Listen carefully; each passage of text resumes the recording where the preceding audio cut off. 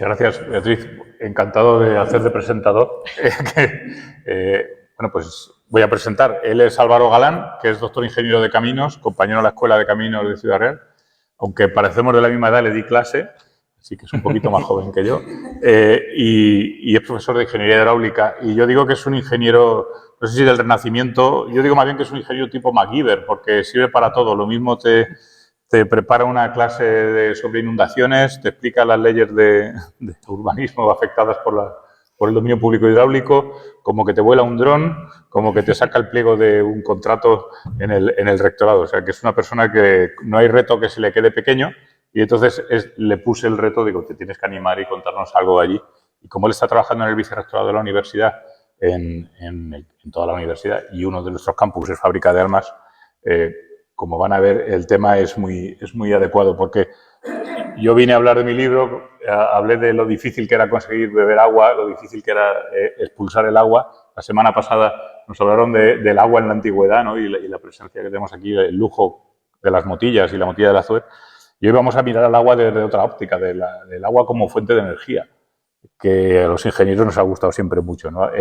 La fábrica de Armas de Toledo es una de las primeras fábricas reales previas a la revolución industrial que necesitaban de la fuerza motriz del agua para mover los ingenios que en aquel momento eran capaces de fabricar. Luego vinieron las máquinas de vapor y esas también necesitaban agua, pero esa ya es otra historia. Entonces, nos va a hablar de esa fábrica de armas que se ubica junto al Tajo, precisamente para aprovechar esa energía. Una fábrica que se pone en tiempos de Carlos III, no voy a hacer spoiler, no te preocupes, que empezó como fábrica de espadas, luego se amplió como fábrica de municiones y de cartuchos y de espoletas y de todo tipo de artefactos, y ahora es una fábrica de cerebros, porque se ha convertido en un campus de la universidad, que es un espacio espectacular, maravillosamente rehabilitado, querría yo decir, y para los que no lo conozcan, pues invitar a visitar la fábrica de armas, que seguro que después de la presentación de Álvaro vais a quedar enganchados con él y os va a llamar la atención para visitarlo. Y nada más, no quería enrollarme mucho, así que termino aquí. Te dejo solo ante el peligro. Nada, buenas tardes a todos y todas. Es un auténtico placer estar aquí hoy con todos vosotros para compartir un recorrido histórico, técnico y patrimonial por uno de los conjuntos industriales más emblemáticos que tiene la ciudad de Toledo, como es el conjunto de Fábrica de Armas.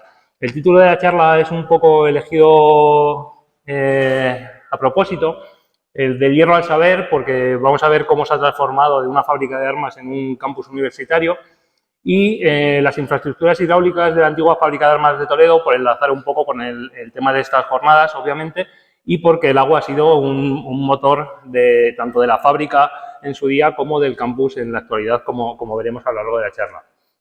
En esta conferencia pues vamos a explorar cómo el Tajo ha servido solo como recurso natural para la ciudad de Toledo y para el complejo de fábrica de armas, pero también ha sido un componente estratégico a la hora de hablar del desarrollo urbanístico, industrial e incluso militar de la ciudad de Toledo y del complejo fabril.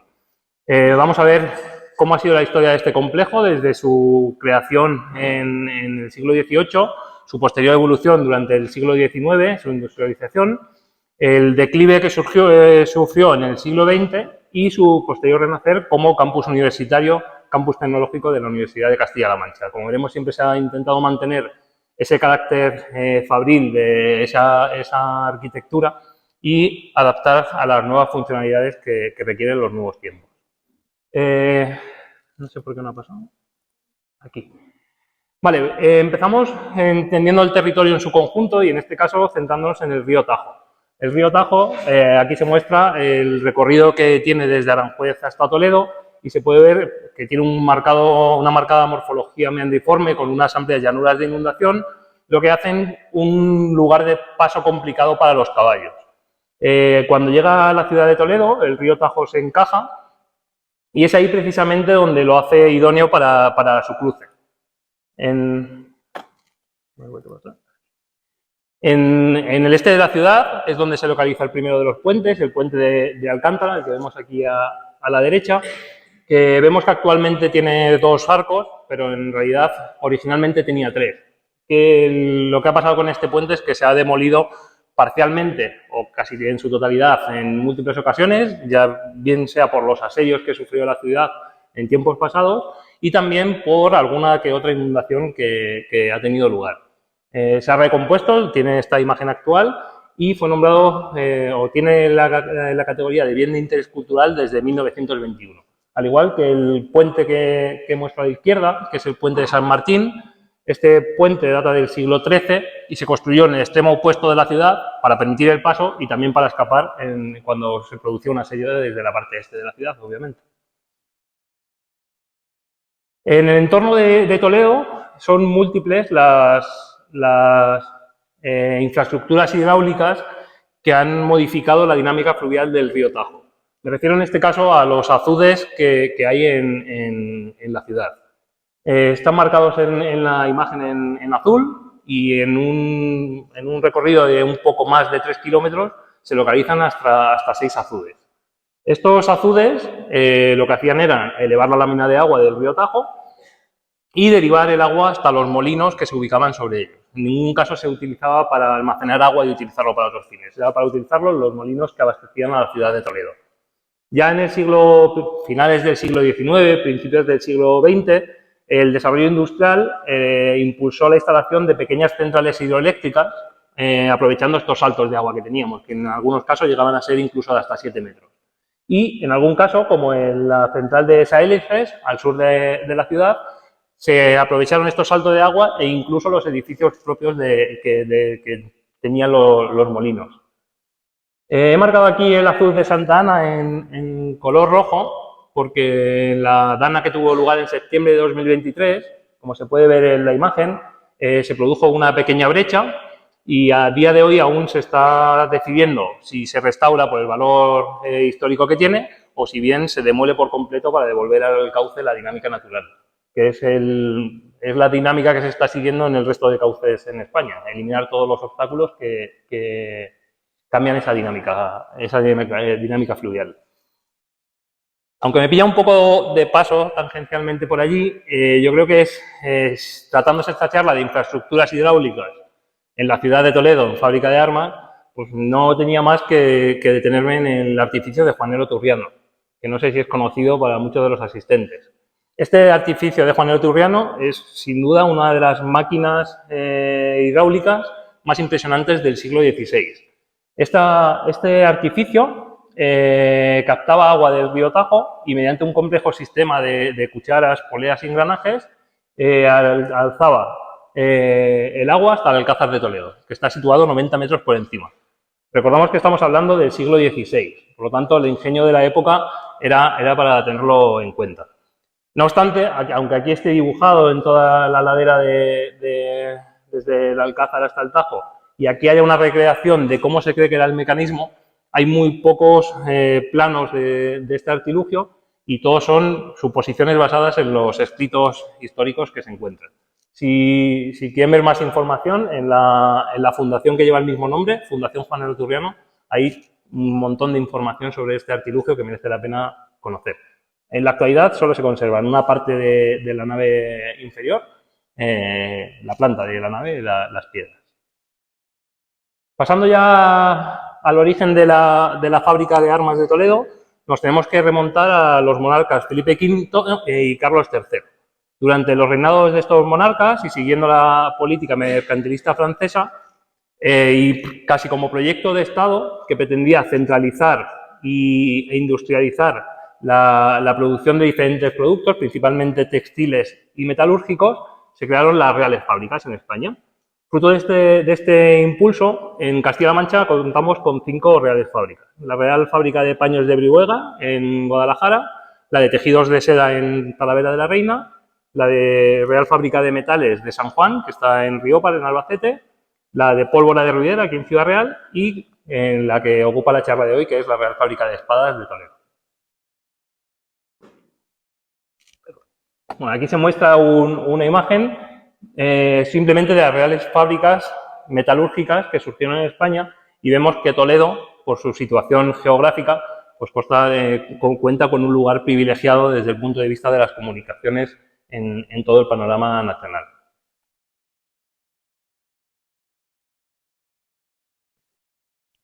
¿Por qué se instaló la fábrica de espadas en Toledo? Bueno, podríamos pensar que fue por la localización, pero en realidad Toledo ya era conocido por la fama de sus espadas que forjaban los antiguos artesanos toledanos. Además, estábamos en una época de conflicto bélico y era necesario producir cada vez más sables, más espadas para los ejércitos, y Toledo se erigía como un lugar ideal para que fuera así.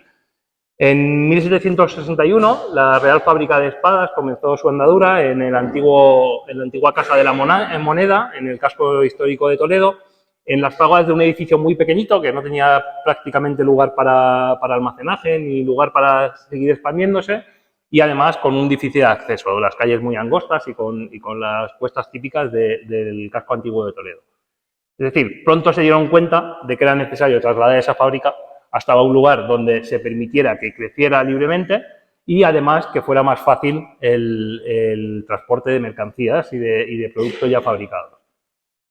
Estando el río Tajo cerca, pues ya se pensó, bueno, pues vamos a ubicarlo en un sitio donde podamos aprovechar la energía del río Tajo. Y fue ahí donde surge el binomio agua-fábrica de armas, que veremos que se mantiene hasta la fecha. Para trasladar la fábrica de armas, se eligió la playa de Barcas, situada aguas abajo del puente de San Martín, el último puente que mostré en imágenes anteriores, en una zona que ya era conocida o ya era propicia para aprovechar la energía hidráulica, puesto que contaba con el azud con un par de azudes en la zona que ya producían esos saltos de agua, esa energía disponible para la instalación de la nueva fábrica de armas. Para ello se contrató al ingeniero militar y arquitecto Francesco Sabatini, que fue nombrado maestro mayor de obras reales por el monarca Carlos III, y que, como curiosidad, no sé si llegan a leer la inscripción que aparece en su foto de la Academia de San Luca de Roma, se habla primero como ingeniero militar y no como arquitecto. Y ese marcado carácter de ingeniero militar y no arquitecto es lo que marca la filosofía de toda su obra, de todos sus edificios, y ese carácter funcional de los edificios que construye.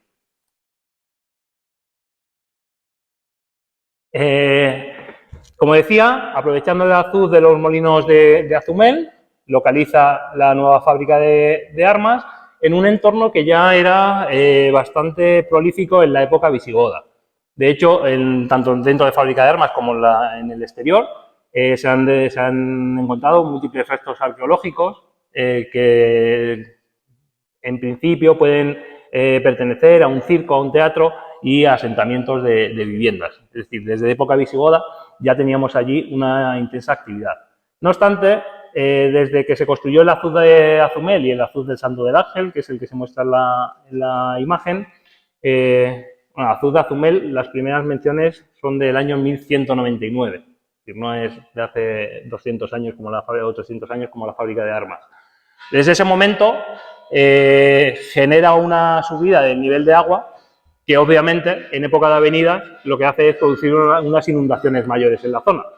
Esas inundaciones lo que han hecho o lo que hicieron en épocas anteriores es que las personas que habitaban allí empezaron a realizar depósitos de material para subir la cota de las márgenes, sobre todo la margen derecha donde están esos asentamientos, y esto lo sabemos porque al hacer las excavaciones y las catas en la zona se descubren depósitos antropológicos de 2-8 metros en toda la margen derecha. Además, cuando se instaló la fábrica, por la necesidad de que fuera un terreno más plano, se realizaron adicionalmente unos rellenos sobre los que ya existían. Aquí se muestra la imagen del edificio proyectado por Sabatini inicialmente. Es similar al del resto de reales fábricas que se diseñaron y consta de dos patios claramente diferenciados. Un primer patio que se ve en primera plana, con dos alturas, que estaba destinado a edificio administrativo, donde estaba la garita de guardia, donde se puede encontrar incluso una capilla, y un segundo patio con una única altura, donde se instalaba toda la maquinaria y donde se llevaba a cabo todo el proceso industrial. En el interior del segundo patio hay algunos pozos para captación de agua necesaria para todo el proceso de forja de las espadas que que se fabricaban en el complejo. Y como hemos venido a hablar de infraestructuras hidráulicas, pues vamos a centrarnos en la primera de ellas, que se localiza directamente en Fábrica de Armas. Esta infraestructura es el canal de Carlos III. Este canal de Carlos III suministra agua a unos canales que hay en la parte posterior del edificio Sabatini, que son los que se muestran en la imagen. Estos dos canales, que tienen compuertas al inicio y al final para regular la entrada de agua y compuertas entre ellos para derivar agua de un canal a otro, contenían en su interior una noria, que se ve aquí en esta imagen de la derecha, para aprovechar la energía mecánica del agua. Luego hablaremos del canal de Carlos III, voy a centrarme ahora en la parte del aprovechamiento de la energía del agua por parte de esta noria. Esta noria, donde tenemos aquí una bonita imagen antigua, de eje horizontal, el eje se introducía dentro de los sótanos de Sabatini, aquí hay dos imágenes después de la restauración que se hizo en 1998, y mediante un sistema de engranajes y poleas transmitía el movimiento en vertical hasta la primera planta, donde se ubicaba el taller de acicalado. En el taller de acicalado lo que se hacía era eliminar las posibles impurezas que podían quedar en el filo de las armas que se producían después del proceso de forja. Como vemos, por el grabado, la noria tendría que ser capaz de mover múltiples ruedas de amolar de manera simultánea. El canal Carlos III, como decía, es el que abastece a esos dos canales que están en lámina libre. Este canal de Carlos III captaba el agua en el azud de Azumel, que está situado 400 metros aguas arriba de la salida a los canales en lámina libre. Y fue proyectado inicialmente con las dimensiones que se muestran en el dibujo. Es un doble canal de enarco, de mampostería, que a lo largo de todo su recorrido se conecta múltiples veces entre los dos canales. Según los escritos que aparecen, este canal debería tener arquetas de registro cada 30 metros, pero en la actualidad tenemos detectadas solo dos de ellas, más o menos a 50 metros del inicio de la captación y casi a la salida en lámina libre. Pero son totalmente visitables. Bueno, indicar que aquí en la imagen, en el grabado de la izquierda, aunque el canal aparece en su totalidad descubierto, no es así. El canal está totalmente soterrado, esos dos canales de mampostería, hasta prácticamente su llegada al edificio Sabatini. Eso fue inicialmente. El problema fue que desde muy temprano, nada más ponerse a funcionar el complejo, pues se detectaron bastantes problemas relacionados con el agua. Principalmente por dos motivos. Por la falta de agua y por el exceso de agua. Y cuando faltaba agua, el canal no era capaz de captar agua en origen, porque el nivel de agua era tan bajo que simplemente con que se pusieran a moler los molinos que había en la zona, no llegaba agua al canal, de forma que no podía mover la noria que había ubicada en los canales de Sabatini. Y en el extremo opuesto, cuando subían los niveles de agua, se producían inundaciones, se anegaban los canales porque entraba agua desde la salida del canal y eso hacía que se inundaran los sótanos de Sabatini. Es decir, tanto la falta de agua como el exceso de agua estaba causando problemas. Y para ello, para solucionarlo, en el año 1786, pocos años después de inaugurar oficialmente la fábrica, se encargó al ingeniero Juan Sardinero un informe para ver qué es lo que estaba fallando allí y qué soluciones proponía. Y es curiosa la cita que os pongo aquí abajo de un escrito que hizo Juan Sardinero al conde de Lacy, donde decía textualmente que se encuentra la desgracia de no haberse elegido con conocimiento el terreno sobre el cual se ha construido la casa. Está a orilla del mismo río cuando debería haberse puesto más distante para preservarla de las inundaciones que ahora son precisas. Podemos poner esta cita aquí, para la fábrica de armas, o en cualquier otro sitio que, por desgracia, no hemos vivido hace poco. Bueno, primer problema, localización de la fábrica de armas. Sabemos que la fábrica de armas se inunda. Está en zona inundable y se va a seguir inundando. No hay mucho más que hacer. El río está ahí, para lo bueno y para lo malo. De hecho, esta imagen de la izquierda es una imagen del acceso al sótano de Sabatini desde los canales exteriores que había mostrado antes. Y esas placas son placas que marcan hasta dónde llegó la inundación durante 2 décadas, más o menos hasta 1855. Que bueno, tampoco hay tantas placas, ¿no? Hay 2, 4, 6 placas. Se cansaron de poner placas porque solo abarcan 2 décadas. De hecho, la más reciente es esta de aquí. Esta imagen es una imagen propia de hace 3 semanas que estuvimos por allí, donde el nivel en el sótano llegó hasta los 2 metros. ¿Alguna imagen más de esta inundación? Bueno, aquí tenemos alguna imagen más. Estos son los canales, los 2 canales paralelos donde se ubicaba la noria que dan acceso al sótano de Sabatini, que se ven totalmente anegados. Y la compuerta está cerrada, pero es verdad que, de nuevo, el agua que está negando la salida está entrando en los canales y está llenando el sótano de Sabatini. Y esta imagen es en la parte posterior del edificio que allí se muestra a la izquierda, pues el río llegando prácticamente hasta el muro de la fachada exterior de Sabatini. Y podríamos pensar, bueno, es que igual estamos ante una avenida histórica. El caudal que se registró aquí no llegó en ningún momento a los 1000 metros cúbicos por segundo. Y según estudios oficiales, el caudal para un periodo de retorno de 100 años, que es el que marca la zona inundable, está en torno a 7-8 veces más de eso, en torno a los 7600 metros cúbicos por segundo. Es decir, no estamos para nada frente a una avenida que se pueda considerar inusual. Es más, hay evidencias históricas, como esta, de inundaciones que han superado con creces ese nivel. Aquí estamos hablando de la inundación que tuvo lugar en febrero de 1947. Aquellos edificios que se ven allí flotando son los edificios que conformaban Fábrica de Armas en 1947.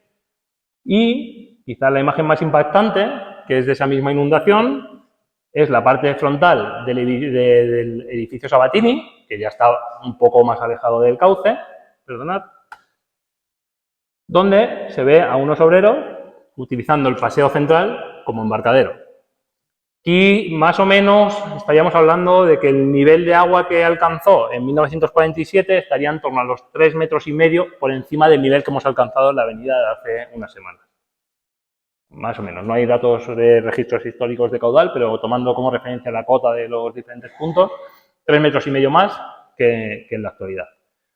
Si nos remontamos un poco más en el tiempo, hay unos escritos históricos, los anales toledanos, son crónicas medievales que recogen pues, diferentes acontecimientos. Y aquí vemos múltiples referencias a inundaciones y en particular si nos centramos en Fábrica de Armas, pues vemos que entre el periodo de 1788 a 1796 se interrumpe la producción de espadas hasta en 4 ocasiones debido a las inundaciones. En 1876 se habla literalmente de la avenida de mayor magnitud de todas las conocidas. Y se estima que en esa avenida se alcanzaron caudales de unos 16.000 metros cúbicos por segundo. Eso es 16 veces más de lo que pasó hace unas semanas que estábamos todos con el agua al cuello, nunca mejor dicho. Bueno, el nivel del cauce para esa avenida fueron de unos 14 metros sobre el fondo del cauce. Y pasamos ahora, ya hemos hablado un poco de inundaciones, ya sabemos que Fábrica de Armas se inunda, que ha tenido que lidiar con ello durante toda su existencia y que tendremos que seguir lidiando con ello.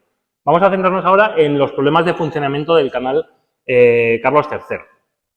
No voy a leer toda esta cita, esta es el informe que se encargó a Juan Sardinero, pues sus conclusiones principales fueron estas. ¿Qué es lo que decía Sardinero? Al principio, en el primer párrafo nos viene a decir que cuando no hay agua en el cauce, como se deriva a los molinos, no llega agua al canal. Hay que hacer algo en la entrada del canal para que llegue agua hasta el canal. En la segunda nos dice pues, que la noria está mal ubicada, que hay que proponer una solución a esa noria. Y luego en la última nos dice que cuando sigue el nivel del cauce es muy alto, entra agua por la parte de abajo del canal, por la salida, empieza a entrar agua, anega la maquinaria e inunda Sabatini. Entonces, las medidas que propone van precisamente encaminadas en esos 3 aspectos. ¿Qué es lo que hace Sardinero? Modificar la entrada del canal, la eleva para conseguir mayor cota, modificar la disposición de las norias para conseguir que aproveche mejor el agua y modificar la salida del canal. En vez de verter directamente al río Tajo, lo que hace es un canal de salida muy largo para llevarse el agua más lejos o con más donde el nivel de agua en el río Tajo es bastante inferior, de forma que no anegue los canales. Y es la solución que plantea Juan Sardinero después de evaluar el problema. Aquí se muestran algunos de los detalles que él plantea. En la imagen de la izquierda es el detalle de cómo tiene que ser la entrada para mejorar esa entrada de agua. Y en la imagen de la derecha, pues ya vemos que aparecen dos norias en vez de una, ya aparece subido el nivel de la cota y aparece otro elemento singular, que son las dos salidas que hay hacia el cauce a la entrada a los canales de Sabatini. En esta zona es por la que actualmente se está vertiendo y hay indicios de que ahí hubo ubicada una turbina hidroeléctrica en tiempos posteriores al inicio de la fábrica de armas.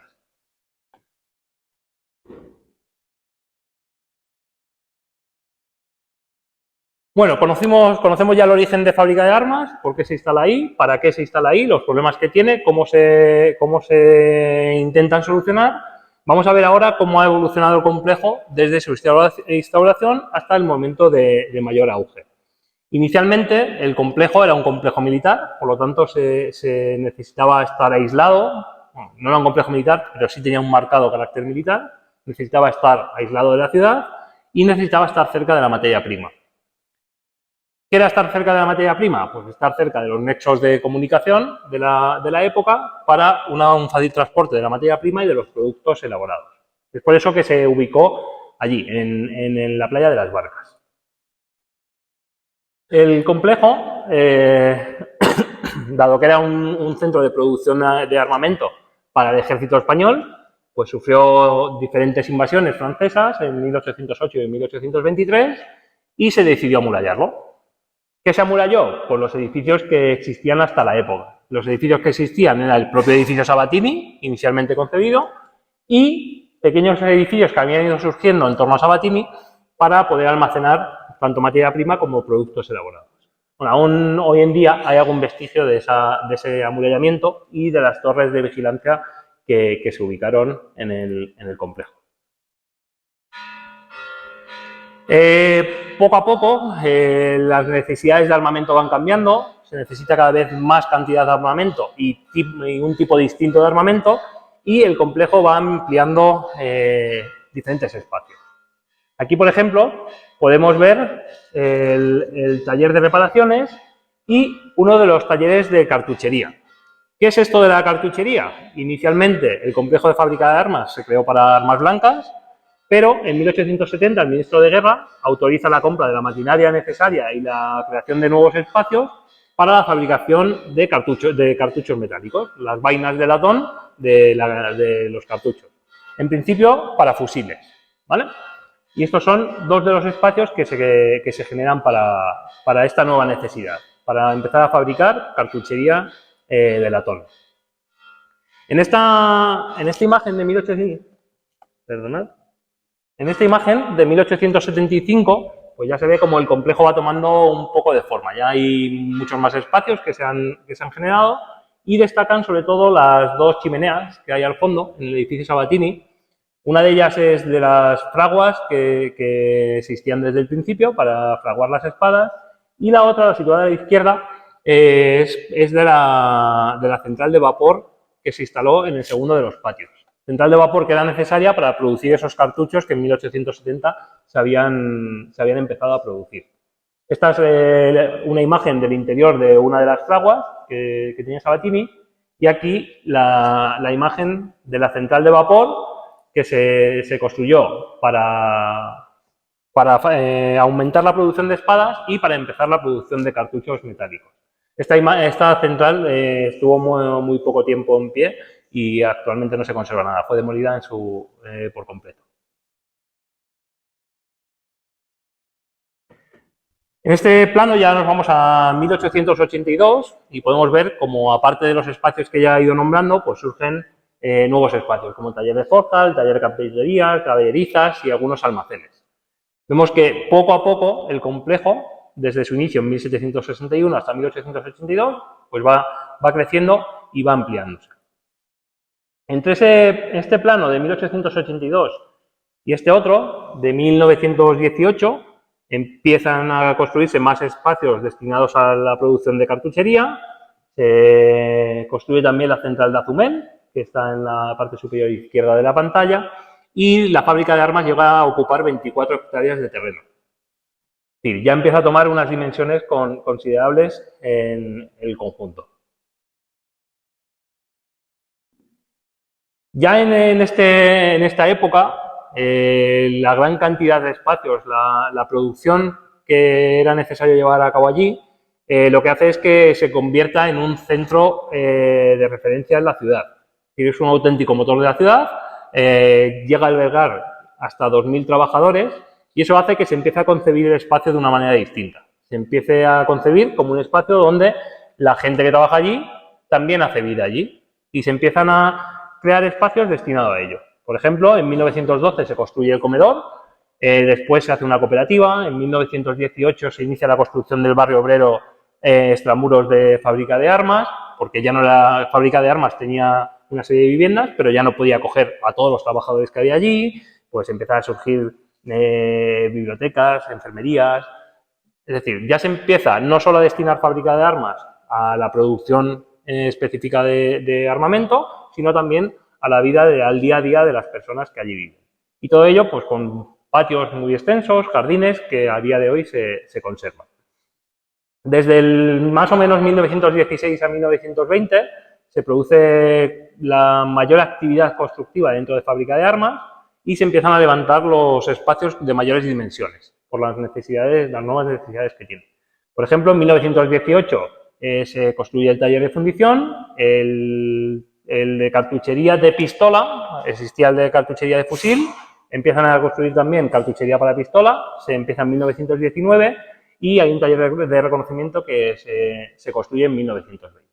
Además, en esta época, 1916-1920, se construyen diversas centrales hidroeléctricas que apoyan la necesidad de energía que tiene la fábrica en estos momentos.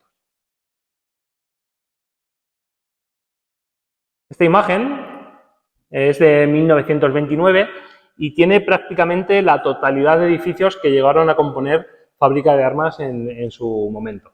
Tenemos en la parte izquierda el edificio Sabatini original, la fábrica se fue expandiendo hacia la parte sur y tenemos algunos edificios más bajos situados. Aquí tendríamos el comedor, la zona de obreros y el taller de espoletas del que hablaré a continuación. Para entender un poco la peculiaridad de esta fábrica, pues vas a entender eso, que tú llegaste a albergar hasta 2.000 trabajadores y que no solo hacía armamento, sino material tan diverso como material quirúrgico, encargado por el Cuerpo de Veterinaria Militar, donde veis algunas de las piezas que se llegaron a diseñar y construir en la fábrica de espadas, fábrica de armas de Toledo. Antes hablé de espoletas, es uno de los últimos edificios que se erigió en el conjunto. Se construyó en 1922 durante la Guerra del Rif por la necesidad de aumentar la producción de estos mecanismos, de las espoletas, de la fábrica de Sevilla. Estos son los dispositivos que hacen que detonen los proyectiles. Por la necesidad de incrementar la producción de Sevilla hizo que se construyera este nuevo edificio y que, como peculiaridad, fue visitado incluso en una visita oficial de los Reyes de Suecia en 1927. Si seguimos el recorrido completo de la fábrica de armas, otra de las grandes infraestructuras que han marcado el desarrollo de la fábrica y su funcionamiento ha sido la pasarela colgante de polvorines. Esta pasarela conectaba fábrica de armas con la orilla izquierda, con la margen izquierda del río Tajo, pero la pasarela original ya no existe. Y no existe porque se la llevó la riada de 1947. La misma donde estaban los trabajadores en la barquita en la entrada de Sabatini, se llevó esta pasarela.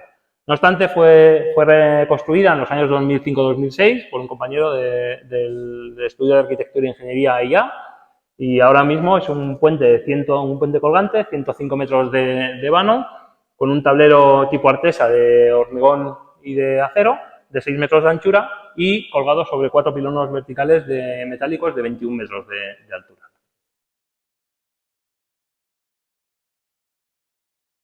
No me había olvidado de Azumel. Si estamos hablando de infraestructuras hidráulicas, quizá la más imponente es la central hidroeléctrica de Azumel, que es la que se muestra en la imagen. Esta central, antes os decía que entre 1916 y 1920 se crearon varias centrales hidroeléctricas. Esta precisamente se inauguró en 1919, donde estaban los antiguos molinos de Azumel, aprovechando el salto de agua del azud que lleva su nombre. Desde su construcción y con diversas mejoras, ha sido capaz de abastecer de energía eléctrica tanto a la fábrica de armas como a parte de la ciudad de Toledo. Es decir, parte de la energía eléctrica se importaba más allá de los muros de fábrica de armas. Inicialmente contaba con 3 turbinas tipo Francis que eran capaces de, en función de los niveles del río, pues llegar a producir hasta 250, entre 250 y 500 kilovatios pico de potencia. Aquí hay alguna imagen más del edificio de Mudéjar, poco después de su inauguración, y de la sala de control que había en el interior, como digo, poco después de su inauguración. Y las imágenes del estado actual. Este sería el estado actual, donde pues sí que se ve un notable deterioro tanto del edificio como de la maquinaria existente, bueno, esta central fue propiedad del Ayuntamiento de Toledo hasta 2021. Estuvo en funcionamiento hasta la década de los 90 más o menos, y desde que dejó de funcionar hasta 2021 pues no se hizo ninguna actuación de importancia para mantener el estado del edificio. En 2021 el Ayuntamiento de Toledo cede Perdonad, que tengo por aquí a la vicerrectora, igual me meto en un jardín. En 2021 nos llega la central de Azumel a la universidad con el compromiso de llegar a rehabilitar el edificio y generar energía verde en un futuro que ya veremos cuándo llega a ser, cuándo se puede. Adicional a la central hidroeléctrica de Azumel, un año antes se había inaugurado la central de reserva. ¿Por qué? Porque la energía hidroeléctrica todos sabemos cómo es. Es una energía que genera una base muy constante en función de los niveles del río y que es muy difícil que pueda asumir puntas de consumo muy altas. Entonces, para ello se crea la central de reserva con motores diésel, que son los que se muestran aquí abajo, estos dos grandes. Tenían unos motores diésel que cuando se necesitaba más consumo del que era capaz de asumir Azumel, se ponían en funcionamiento. Y bueno, aquí está el carro móvil que lleva un motor diésel, es un generador eléctrico móvil que se podía trasladar allí donde la fábrica necesitaba energía en algún momento. Y que actualmente está todavía allí. Es un objeto curioso que merece la pena ver. Bueno, el resto de centrales hidroeléctricas a las que he hecho mención antes son estas dos, la central hidroeléctrica del Ángel y la central hidroeléctrica de la Isla.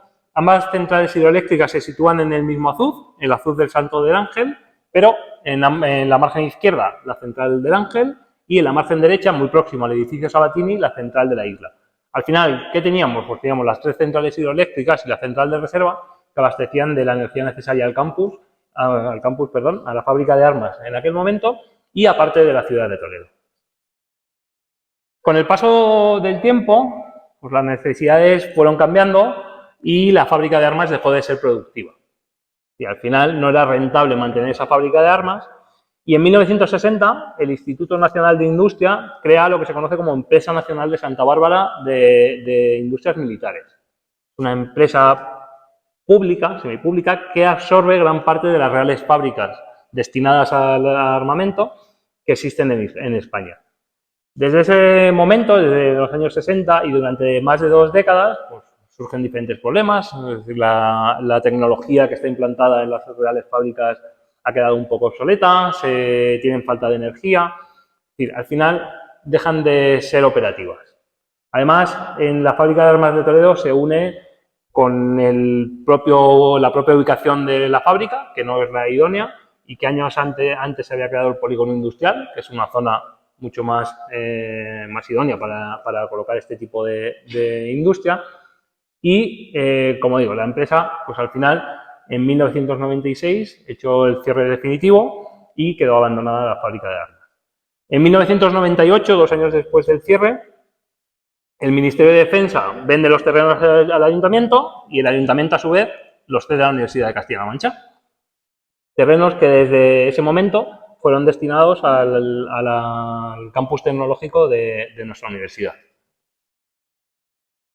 Por ver un poco la evolución de todo lo que he ido contando hasta ahora, pues aquí vemos diferentes imágenes. 1786 solo aparece Sabatini, unos años después empiezan a aparecer los primeros elementos, los primeros edificios destinados a almacenamiento.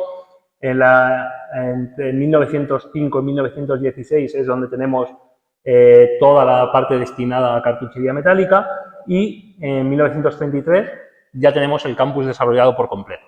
Desde 1983 a 1985, pues vemos que aparecen en gris muchos de los edificios que han quedado en desuso por esa falta de productividad de fábrica de armas.